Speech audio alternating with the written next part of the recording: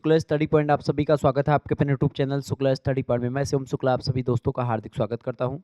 आज की वीडियो के माध्यम से हम लोग चर्चा करेंगे पॉलिटिकल साइंस के आंसर की के बारे में। ये है आपका पॉलिटिकल साइंस का जो आपका तीसरा पेपर होता है दीनदयाल उपाध्याय गोरखपुर विश्वविद्यालय का, यानी कि POL 307 के आंसर की के बारे में चर्चा करेंगे। 2024 का पेपर है, 2025-26 की परीक्षाओं के लिए इंपॉर्टेंट होगा। बाकी विश्वविद्यालयों के लिए भी इंपॉर्टेंट होगा जिनकी परीक्षाएं आपकी एक प्रकार से ऑब्जेक्टिव होती हैं। तो इंटरनेशनल रिलेशन से बनने वाले बहुत ही महत्वपूर्ण 50 प्रश्न आज की वीडियो के माध्यम से इसमें आपको दिखाई पड़ेंगे। तो ये आंसर की है, तो आप सभी लोग मिला लीजिएगा। जो दीनदयाल उपाध्याय गोरखपुर विश्वविद्यालय के छात्र छात्राएं हैं वो मिला लेंगे, बाकी विश्वविद्यालयों के लिए इंपॉर्टेंट है ये। पहला प्रश्न आपकी स्क्रीन पर आ चुका है। अंतर्राष्ट्रीय राजनीति के यथार्थवादी सिद्धांत के मूल मूल मूल्य क्या हैं, बताएं। तो इसका करेक्ट आंसर क्या हो जाएगा? अंतर्राष्ट्रीय राजनीति के यथार्थवादी सिद्धांत के मूल्य में जो शामिल है वो आपका क्या शामिल है भैया? यथार्थवादी मूल्य में तो वो शामिल है आपका राष्ट्रीय सुरक्षा। Option number national security, option number इसका ए करेक्ट आंसर हो जाएगा। ठीक है, नेशनल सिक्योरिटी। अंतर्राष्ट्रीय राजनीति के यथार्थवादी सिद्धांत में राज्य का अस्तित्व, राज्य की संप्रभुता, ठीक है, ये भी शामिल हो सकती है। इसका तो राइट आंसर इसका क्या हो सकता है भाई? देखिए, इसका ए ऑप्शन ज़्यादा बेटर है, लेकिन इसका करेक्ट आंसर जो होगा ऑप्शन नंबर डी इसका करेक्ट आंसर होगा, क्योंकि जो है राज्य की संप्रभुता भी यथार्थवादी सिद्धांत के मूल मूल्य में शामिल हो सकती है। ठीक है, और राज्य का अस्तित्व भी। क्लियर? तो इसका डी ऑप्शन करेक्ट आंसर हो जाएगा। जिन्होंने डी लगाया होगा उनको नंबर मिल जाएगा। दूसरा प्रश्न है, यथार्थवादी परंपरा किसके माध्यम से शक्ति एवं सुरक्षा हासिल पर केंद्रित है, बताएंगे। दूसरे का करेक्ट आंसर क्या हो जाएगा? सैन्य सेना, इसका करेक्ट आंसर हो जाएगा डी ऑप्शन। नेक्स्ट क्वेश्चन आपसे पूछा गया था तीसरा नंबर, किसके प्रभाव में नव यथार्थवाद विकसित हुआ था? नव यथार्थवाद जो विकसित हुआ था किसके प्रभाव में हुआ था भैया? केनेथ वाल्टर्स के प्रभाव में। Option number A correct answer होगा। इस प्रश्न का उत्तर भी मैंने आपको बताया था। अगला प्रश्न, अंतर्राष्ट्रीय राजनीति का कौन सा सिद्धांत मुख्य रूप से यूरोपीय एकीकरण के कारण उत्पन्न हुआ, बताएं। तो इसका करेक्ट आंसर जो हो जाएगा वो हो जाएगा आपका प्रकार्यवाद। ऑप्शन नंबर इसका बी करेक्ट आंसर हो जाएगा। नेक्स्ट क्वेश्चन आप देखेंगे। अगला प्रश्न पांचवा नंबर, कौन सा सिद्धांत अंतर्राष्ट्रीय व्यवस्था को आकार देने में विचारों की भूमिका से संबंधित है? तो इसमें से जो संबंधित है वो आपका होगा मार्क्सवाद। सी ऑप्शन राइट आंसर हो जाएगा। क्या पूछा गया प्रश्न? कौन सा सिद्धांत अंतर्राष्ट्रीय व्यवस्था को आकार देने में विचारों की भूमिका से संबंधित है? तो अंतर्राष्ट्रीय व्यवस्था को आकार देने में, तो इसका राइट आंसर जो हो जाएगा, देखिए इनमें या तो यथार्थवाद इसका करेक्ट आंसर होगा या फिर उदारवाद। इसमें यथार्थवाद ज़्यादा बेटर है। ऑप्शन नंबर इसका ए करेक्ट आंसर होगा। ठीक है, ए ऑप्शन इसका राइट आंसर होगा। छठा क्वेश्चन आप देखेंगे, कैदियों की दुविधा सिद्धांत किस प्रक्रिया यानी कि प्रिजनर्स डिलेमा को बढ़ावा देता है? तो छठवें का करेक्ट आंसर हो जाएगा ऑप्शन नंबर ए, हथियारों की दौड़ को। ऑप्शन नंबर इसका ए करेक्ट आंसर होगा। सातवां प्रश्न आपसे पूछा गया था, शक्ति संतुलन के सिद्धांत का उद्देश्य क्या है? शक्ति संतुलन के सिद्धांत का उद्देश्य है संतुलन की शक्ति संतुलन के सिद्धांत का क्या उद्देश्य है? संतुलन की स्थिति, युद्ध की स्थिति या असंतुलन की स्थिति। तो शक्ति संतुलन का मतलब होता है संतुलन की स्थिति कायम करना। सी ऑप्शन इसका करेक्ट आंसर होगा। आठवां प्रश्न आपसे पूछा गया है, निम्नलिखित में से किसे राष्ट्रीय शक्ति का तत्व नहीं माना जाता है? राष्ट्रीय शक्ति का तत्व इनमें से किसको नहीं मानते? नेतृत्व को मानते हैं, राष्ट्रीय चरित्र को भी मानते हैं, प्राकृतिक संसाधन को भी मानते हैं, दलीय व्यवस्था को नहीं मानते हैं। तो इसका डी ऑप्शन करेक्ट आंसर हो जाएगा। पार्टी सिस्टम को राष्ट्रीय शक्ति का तत्व नहीं माना जाता है। आठवें का डी ऑप्शन। अगला क्वेश्चन आपसे पूछा गया था, 9वां नंबर क्वेश्चन आप देखेंगे। 9वां नंबर प्रश्न आपके स्क्रीन पर आ चुका है। प्रश्न है, यथार्थवाद के अनुसार मनुष्य होता है। यथार्थवाद के अनुसार मनुष्य क्या होता है भाई? शक्ति के लिए यथार्थवाद के लिए के अनुसार मनुष्य जो है संकीर्ण भी होता है, स्वार्थी भी होता है, नैतिक रूप से प्रज्वलित भी होता है और शक्ति के लिए प्राकृतिक वृत्ति भी होती है। तो इसका डी ऑप्शन करेक्ट आंसर होगा, उपयुक्त सभी। नेक्स्ट क्वेश्चन आप देखेंगे। अगला प्रश्न आपके स्क्रीन पर आ चुका है। अगला प्रश्न है, संयुक्त राष्ट्र आधिकारिक तौर पर कब अस्तित्व में आया, बताएं। संयुक्त राष्ट्र जो है आधिकारिक तौर पर कब अस्तित्व में आया भैया? तो ये 24 कब आया था ये? फटाफट से आप बताएंगे। 10वें करेक्ट आंसर क्या हो जाएगा? 24 अक्टूबर 1945। ऑप्शन नंबर इसका सी करेक्ट आंसर हो जाएगा। 25 अक्टूबर भी आपको मिलेगा कहीं कहीं पर। अगला प्रश्न है, कौन संयुक्त राष्ट्र का मुख्य प्रशासनिक अधिकारी है? संयुक्त राष्ट्र संघ का मुख्य प्रशासनिक अधिकारी कौन है भाई इनमें से? तो महासचिव जो होता है, बी ऑप्शन इसका करेक्ट आंसर हो जाएगा, सेक्रेटरी जनरल। नेक्स्ट क्वेश्चन आप देखेंगे। अगला प्रश्न आपके स्क्रीन पर आ चुका, 12 नंबर प्रश्न है, निम्नलिखित को सही सुमेलित कीजिए। देखिए यहाँ पर मैंने इन सभी के चीज़ों के बारे में आपको बताया था, तो ये आप आसानी से कर पाते इस प्रश्न को। देखिए, इसका विश्व बैंक की अगर बात की तो विश्व बैंक की स्थापना कब की गई है? विश्व बैंक की स्थापना की अगर बात की जाए तो इसका विश्व बैंक की स्थापना कब की गई भी, फटाफट से आप लोग बताने का प्रयास करेंगे। तो विश्व बैंक की जो स्थापना की गई है वो आपकी की गई है 1945। बिल्कुल 1945 में विश्व बैंक की स्थापना की गई है, ठीक है। और आपका विश्व व्यापार संगठन की स्थापना 1995 में की गई है, ठीक है। तो पहले का आपका ए बिल्कुल ठीक है, बी का तीसरा भी सही है, ठीक है। रासायनिक हथियार निषेध संधि जो है ये इसका बी होगा 1997, बिल्कुल ठीक है ये भी। और डी का आपका चौथा होगा, यानी कि इसका सामने सामने 1970 परमाणु अप्रसार संधि, ठीक है। यानी इसका करेक्ट आंसर जो हो जाएगा ऑप्शन नंबर, इसका जो ए ऑप्शन में दिया करेक्ट आंसर है, ठीक है। यानी कि 12 नंबर का ए ऑप्शन करेक्ट आंसर था। 13वां नंबर क्वेश्चन से आप देखेंगे, प्रश्न थोड़ा सा हार्ड बना दिया गया था आपकी बार, लेकिन फिर भी आप देखेंगे कुछ प्रश्न जो मैंने कल बताया था उनमें से आए हैं लगभग 10 से 15 प्रश्न आपके फंसे हुए हैं, ठीक है, 50 में से। और बाकी आपके दिमाग पर थोड़ा से अगर आप थोड़ा सा और जानकारी आपने किताब उताब से पढ़ा होगा तो कुछ चीज़ें और फंस गई होंगी आपकी। प्रथम विश्व युद्ध के कारण निम्नलिखित में से किस साम्राज्य का विघटन हुआ था? तो ये सभी लोगों को पता होगा, इसका करेक्ट आंसर बिल्कुल रूसी साम्राज्य का विघटन हुआ था, सी ऑप्शन इसका राइट आंसर होगा। चौथा नंबर प्रश्न आपके देखेंगे, शीत युद्ध के बाद पूंजीवाद का वैश्विक प्रसार का प्रभाव कैसा था? ये पूंजी का अधिक ध्रुवीकरण हो गया, सी ऑप्शन 14 में करेक्ट आंसर हो जाएगा। आगे देखेंगे अगला प्रश्न है 15 नंबर, कौन सा संगठन अप्रैल 1949 में अस्तित्व में आया? तो ये भी मैंने आपको बताया था, नाटो आया था, सी ऑप्शन करेक्ट आंसर होगा 15 का। अगला प्रश्न, वारसा संधि किसने नेतृत्व मतलब किया था? वारसा संधि का सोवियत संघ ने, ये भी मैंने आपको बताया था वारसा संधि के बारे में। तो ये सब प्रश्न कल ही मैंने आपको बता दिए थे। अगला प्रश्न, दोनों ध्रुवों को झटकों के बाद शीत युद्ध किसके दौरान अपने चरमोत्कर्ष पर पहुंच गया था? ये भी मैंने बताया था, क्यूबा मिसाइल संकट पर, बी ऑप्शन राइट आंसर होगा इसका। अगला प्रश्न आपकी स्क्रीन पर आ चुका, 18 नंबर प्रश्न आपसे पूछा गया था, किस राजनयिक ने नियंत्रण की नीति को प्रस्ताव रखा था? किस राजनयिक ने रखा था भाई? तो किसने रखा था? ट्रूमैन ने रखा था, बी ऑप्शन राइट आंसर होगा इसका। अगला क्वेश्चन से 19 नंबर प्रश्न आप देखेंगे, ट्रूमैन सिद्धांत और मार्शल योजना किस तरह से समान थे? तो ये किस तरह से समान थे भैया? ये सोवियत प्रभाव को नियंत्रित करते हुए आर्थिक सहायता प्रदान की दोनों ने, बी ऑप्शन राइट आंसर हो जाएगा। अगला प्रश्न आपकी स्क्रीन पर आ चुका, 20 नंबर प्रश्न आप देखेंगे। 20 नंबर प्रश्न आपसे पूछा गया था, निम्नलिखित में से कौन सी वर्साई की संधि की शर्त नहीं थी जिसे जर्मनी ने जून 1919 में मतलब कि हस्ताक्षरित किया था? तो देखें, जो वर्साई की वर्साई की संधि में जर्मनी युद्ध के दौरान जो क्षति हुई थी उसमें 30 बिलियन डॉलर का भुगतान करेगा जर्मनी, ये बात कही गई थी, बिल्कुल ठीक है ये। जर्मनी युद्ध का दोष संपूर्णता में लेगा, ये भी बात जर्मनी के लिए कही गई थी। इसके अलावा जर्मनी की सेना की संख्या को पूरी तरह से सीमित कर दिया जाएगा, ये बात भी कही गई थी। लेकिन सी वाला जो ऑप्शन है ये नहीं कहा गया था, तो यही आपसे पूछा गया था, तो सी ऑप्शन इसका करेक्ट आंसर था 20वें का, ठीक है। तो 20वें का सी ऑप्शन इसका राइट आंसर था, ओके, ये बात आप ध्यान रखेंगे। आगे बढ़ते हैं, अगला क्वेश्चन आपकी स्क्रीन पर आ चुका है, 21 नंबर क्वेश्चन है।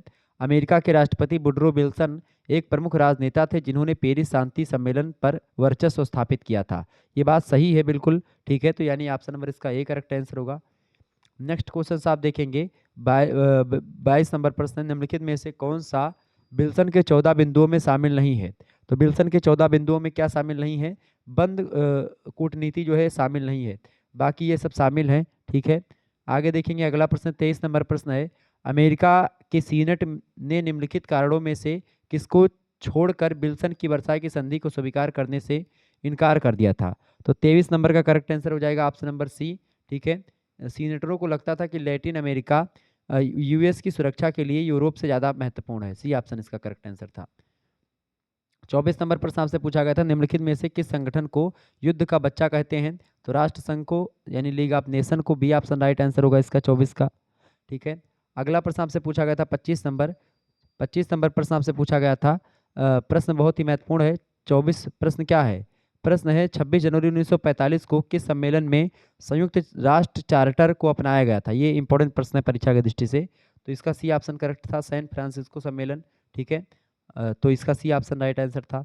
26 नंबर प्रश्न, किस देश ने परमाणु अप्रसार संधि पर हस्ताक्षर नहीं किया था? मैंने आपको बताया था भारत ने नहीं किया था, भारत, पाकिस्तान, दक्षिणी सूडान, इन सभी लोगों ने नहीं किया था। अगला क्वेश्चन आपके स्क्रीन पर आ चुका, 27 नंबर प्रश्न है, उदारवादी शक्ति संतुलन की राजनीति को कैसे देखते हैं? उदारवादी जो हैं वो शक्ति संतुलन की राजनीति को कैसे देखते हैं भैया? तो वो लोग कैसे देखते हैं, देशों की स्वतंत्रता को संरक्षित रखने के लिए आधिपत्य विरोधी गठबंधन का निर्माण सूत्र या आवश्यक सूत्रों जो राज्य को कम कमजोर बनाता हो, या फिर संसाधनों को बर्बाद, या देशों की स्वतंत्रता को संरक्षित रखने के लिए अधिपत्य विरोधी गठबंधन, या राष्ट्रीय शक्ति का निर्माण सूत्र। तो उदारवादी शक्ति संतुलन की राजनीति को राष्ट्रीय शक्ति का निर्माण सूत्र बताते हैं। ए ऑप्शन इसका करेक्ट आंसर होगा। अगला क्वेश्चन आप देखेंगे, 28 नंबर प्रश्न आपकी स्क्रीन पर आ चुका है। संसाधनों का वह योग जो राज्य को अपने लक्ष्य को प्राप्त करने में सक्षम बनाता है, भले ही वे अन्य राष्ट्रीय अंतर्राष्ट्रीय एक्टर्स के लक्ष्य के साथ संघर्ष करते हैं, उसे क्या कहते हैं? उसको क्या कहते हैं भैया? उसको क्या बोलते हैं? उसको बोलते हैं राष्ट्रीय हित। ऑप्शन नंबर इसका सी करेक्ट आंसर हो जाएगा। ठीक है, संसाधनों का वह योग जो राज्य को अपने लक्ष्य को प्राप्त करने में सक्षम बनाता है। ठीक है, भले ही वे अंतर्राष्ट्रीय एक्टर्स के लक्ष्य के साथ संघर्ष करते हैं, उसको क्या बोलते हैं? उसको राष्ट्रीय हित बोलते हैं। Option number C correct answer होगा। अगला प्रश्न है 29 नंबर, निम्नलिखित में से किसका प्रयोग शक्ति को परिभाषित करने के लिए नहीं किया जाता है? तो शक्ति निश्चित है, ये इसकी परिभाषा में नहीं आता है, बाकी तीनों आते हैं। शक्ति गतिशील है, शक्ति वस्तुनिष्ठ है, शक्ति सापेक्षिक है, ये तीनों आता है।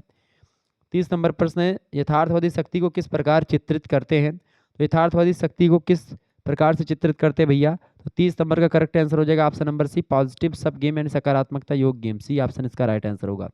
अगला प्रश्न आपकी स्क्रीन पर आ चुका है, जो है एटम्स फॉर पीस से तात्पर्य क्या है? एटम्स फॉर पीस जो है ये एक अंतर्राष्ट्रीय गैर सरकारी संगठन है जो परमाणु परीक्षण पर प्रतिबंध लगाना चाहता है। ए ऑप्शन इसका राइट आंसर हो जाएगा। अगला क्वेश्चन आपकी स्क्रीन पर आ चुका, 32 नंबर क्वेश्चन आप देखेंगे, निम्नलिखित में से कौन सा निशस्त्रीकरण से संबंधित नहीं है? देखिए ये भी प्रश्न मैंने आपको बताया था, निशस्त्रीकरण संबंधित नहीं है, NATO. D option right answer होगा। अगला प्रश्न 33 नंबर, अंतर्राष्ट्रीय संबंधों में उदारवादी दृष्टिकोण के प्रतिपादक कौन है? तो उदारवादी दृष्टिकोण के प्रतिपादक कौन है भाई? उदारवादी दृष्टिकोण के जो प्रतिपादक हैं वो हैं आपके, करेक्ट आंसर क्या हो जाएगा? बिल्कुल, इसमें आपका देखिए, इसमें या तो आपका केजे होल्सल्टी का नाम आता है, ठीक है, लेकिन इसमें आप करेक्ट आंसर क्या लगा सकते हैं? इसमें सी ऑप्शन लगाएंगे, हंस मैगनथाउ, क्योंकि इनका नाम ज़्यादा फेमस है उदारवादी दृष्टिकोणों में अंतर्राष्ट्रीय संबंधों को लेकर के, तो सी ऑप्शन करेक्ट आंसर होगा। 34 नंबर प्रश्न है, किसने यह तर्क दिया कि अंतर्राष्ट्रीय राजनीति वस्तुनिष्ठ वास्तविकता से दूर हमारी निर्मित दुनिया है? ये कौन मानते हैं भाई? फटाफट से आप बताएंगे। तो 34 नंबर का करेक्ट आंसर हो जाएगा, यथार्थवादी मानते हैं। ये ऑप्शन करेक्ट आंसर होगा इसका। अगला क्वेश्चन है, संयुक्त राष्ट्र सुरक्षा परिषद में कितने अस्थायी सदस्य हैं? अस्थायी सदस्य, कल मैंने आपको बताया था अस्थायी और अस्थायी सदस्य। तो अस्थायी सदस्य 10 हैं, अस्थायी सदस्य 5 हैं, और कुल मिलाकर के 15 हैं। ये भी प्रश्न मैंने आपको कल बताया था। अगला क्वेश्चन है 36 नंबर, संयुक्त राष्ट्र का कौन सा अंग सभी सभी सदन राज्यों से बना हुआ है? तो जो आपकी महासभा है वो सभी से कि सभी राज्यों का इसमें बराबर हकदार होता है। बी ऑप्शन राइट आंसर हो जाएगा। अगला क्वेश्चन आपके स्क्रीन पर आ चुका है, अमेरिका ने किस वर्ष एंटी बैलिस्टिक मिसाइल संधि से अलग अमेरिका हुआ था? बताएं, तो कब अलग हुआ था भाई? तो इसका करेक्ट आंसर क्या हो जाएगा? 1991 से सोवियत पतन के बाद, या 2000? बी ऑप्शन 2001 में आतंकवाद के विरुद्ध युद्ध। अगला प्रश्न 38 नंबर क्वेश्चन है, अंतर्राष्ट्रीय संबंधों में सिस्टम थियरी यानी व्यवस्था सिद्धांत की शुरुआत किसने की थी? तो सिस्टम थियरी की शुरुआत करी थी कापलान ने। बी ऑप्शन इसका करेक्ट आंसर हो जाएगा। अगला प्रश्न है 39 नंबर है, प्रोपेगेंडा प्रचार किसका साधन है? प्रोपेगेंडा प्रचार जो है ये राष्ट्रीय हित का साधन है। बी ऑप्शन इसका करेक्ट आंसर होगा। अगला प्रश्न आपसे पूछा गया था 40 नंबर प्रश्न है, संयुक्त राष्ट्र महासभा ने शांति प्रस्ताव के लिए एकता के प्रस्ताव को अपनाया था? कब अपनाया था भाई? तो ये अपनाया था 1950 में। ए ऑप्शन करेक्ट आंसर हो जाएगा। ठीक है, 1950 40 का। नेक्स्ट क्वेश्चन आप देखेंगे, 41 नंबर प्रश्न है, द्वितीय विश्व युद्ध कहाँ आरंभ हुआ था? द्वितीय विश्व युद्ध कहाँ आरंभ हुआ था? तो यूरोप में आरंभ हुआ था द्वितीय विश्व युद्ध। ऑप्शन नंबर इसका ए करेक्ट आंसर होगा। 42 नंबर प्रश्न, द्वितीय विश्व युद्ध आरंभ कहाँ पर आरंभ हुआ था? ये प्रश्न दोनों आपके हो जाते बड़े आसान तरीके से। द्वितीय विश्व युद्ध आरंभ कब हुआ था भाई? ये भी मैंने आपको बताया था। तो आरंभ हुआ था सितंबर 1939 को। ए ऑप्शन करेक्ट आंसर होगा। 43 नंबर प्रश्न, ये भी मैंने आपको बताया था, पहला परमाणु बम किस शहर में गिराया गया था?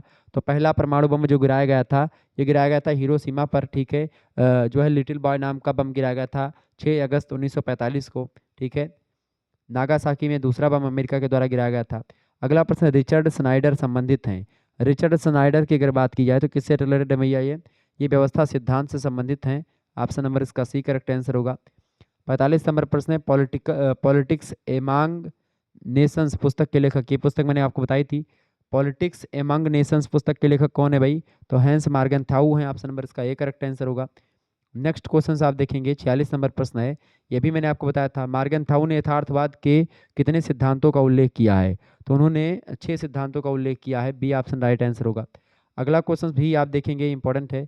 The theory of game and economics behaviour, ये पुस्तक भी इंपॉर्टेंट है। तो इस पुस्तक के लेखक कौन है भाई? इस पुस्तक के लेखक है न्यूमैन और ऑस्कर मोस्टन। इस पुस्तक के बारे में भी मैंने आपको बताया था प्रश्न मॉडल पेपर में। अगला प्रश्न है, किसने कहा कि अंतर्राष्ट्रीय राजनीति शेष राजनीति की तरह शक्ति के लिए संघर्ष है? किसने कहा था? ये प्रश्न भी मैंने आपको बताया था। तो ये मॉर्गनथाउ का ही कथन है। डी ऑप्शन राइट आंसर होगा। अगला प्रश्न है 49 नंबर प्रश्न है, मार्टन कॉपलान ने अंतर्राष्ट्रीय व्यवस्था के कितने मॉडल बताए हैं? तो उन्होंने कितने मॉडल बताए भैया? जो है 6 मॉडल बताए हैं। सी ऑप्शन इसका करेक्ट आंसर होगा। 50 नंबर क्वेश्चन आप देखेंगे, द्वितीय विश्व युद्ध के बाद विश्व निम्न 2 गुटों में बट गया। किस गुटों में बट गया भैया? तो यूएसए और यूएसएसआर में बट गया था। ये भी मैंने आपको बताया था। डी ऑप्शन करेक्ट आंसर होगा। यानी तो कुछ प्रश्न आपके जो बताए गए प्रश्नों से, मतलब आप मॉडल पेपर देखेंगे तो वहाँ से लगभग कुछ प्रश्न आए हुए हैं। थोड़ा सा पेपर आपकी बार टफ जरूर बना दिया गया था, तो इसीलिए आपके लगभग पूरे के पूरे प्रश्न नहीं फंसे हैं। बाकी आपके हर एक सब्जेक्ट से पूरे के पूरे प्रश्न फंसते थे। ठीक है, इसमें थोड़ा सा क्या हो गया है, बस थोड़े से लगभग 20-25 20 प्रश्न ऐसे हैं जो कि नहीं पूछे गए हैं हमारे द्वारा बताए गए मॉडल पेपर से। लगभग आधा 50% आ चुका है। ठीक है, और अगर आपने और भी देखे होंगे, ठीक है, और जो मॉडल पेपर मैंने सॉल्व करवाया था तो वहाँ से को करिकुलर मास्टर यूट्यूब चैनल पर, तो वहाँ से भी कुछ प्रश्न पूछे गए हैं। ठीक है, तो को करिकुलर मास्टर यूट्यूब चैनल को सब्सक्राइब कर लीजिएगा। ठीक है, वहाँ पर आपको जो है को करिकुलर से रिलेटेड वीडियो मिलती रहती है और आपकी यूनिवर्सिटी से रिलेटेड वीडियो मिलेगी। धन्यवाद।